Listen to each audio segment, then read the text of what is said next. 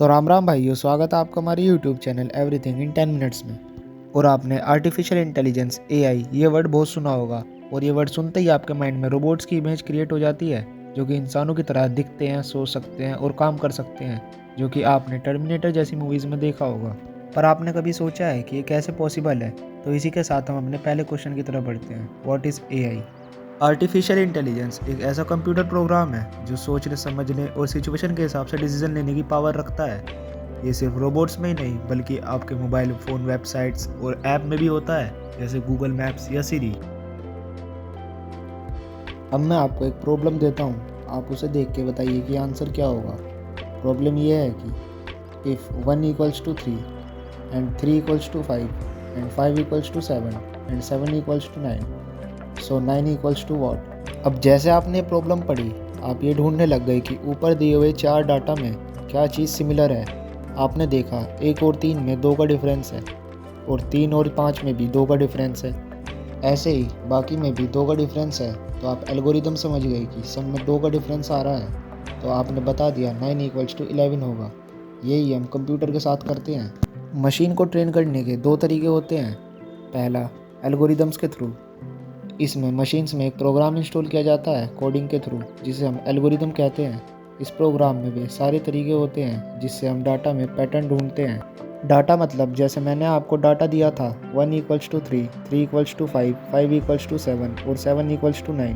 इन 4 data के base पर आपने एल्गोरिदम ढूंढा कि सबके बीच में 2 का गैप है, और इस बेस पर आपने प्रिडिक्ट करा कि 9 इक्वल्स टू 11 होगा।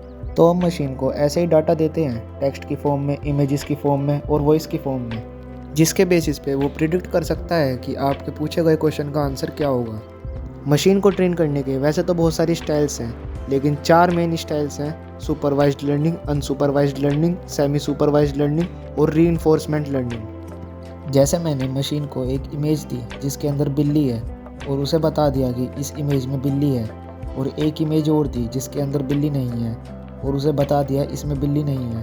फिर हमने उसे तीसरी इमेज दी और उससे पूछा उसमें बिल्ली है या नहीं, तो वो प्रिडिक्ट करेगा। अगर उसने सही बताया तो हम उसे बताएंगे सही है, और अगर उसने गलत बताया तो हम उसे बताएंगे ये गलत है।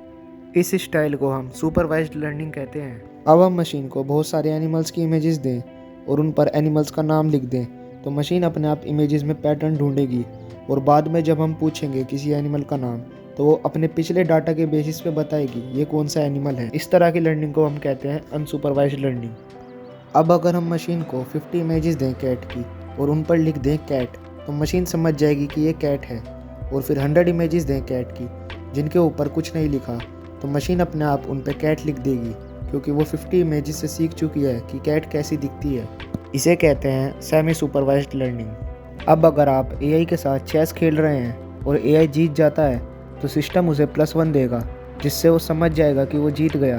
और अगर आप उसे हरा देते हो तो सिस्टम -1 देगा, तो वो समझ जाएगा कि वो हार गया और अपनी गलती इम्प्रूव करेगा। इसे कहते हैं रीइंफोर्समेंट लर्निंग। और दूसरा तरीका है ट्रेनिंग विद न्यूरल नेटवर्क्स। जैसे हम इंसानों का दिमाग न्यूरॉन से बना है, ऐसे ही हम मशीन्स का दिमाग बनाते हैं आर्टिफिशियल न्यूरॉन्स की लेयर्स से। जब इस ब्रेन की ट्रेनिंग कंप्लीट हो जाती है, तो एआई नया डाटा देख के प्रिडिक्ट या डिसीजन ले सकता है। ये भी एल्गोरिदम्स की तरह मेनली इन्हीं चारों से ट्रेन होता है, जैसे कि चैट जीपीटी, जो पहले से ही बहुत सारे टेक्स्ट डाटा पर ट्रेन किया गया है, इसलिए लैंग्वेज के पैटर्न समझकर आपको जवाब दे सकता है। तो अगर आपको ये वीडियो पसंद आई हो तो वीडियो को लाइक करें, शेयर करें, और चैनल पर नए हो तो ऐसी और इन्फॉर्मेटिव वीडियोज़ के लिए सब्सक्राइब करना ना भूलें। धन्यवाद।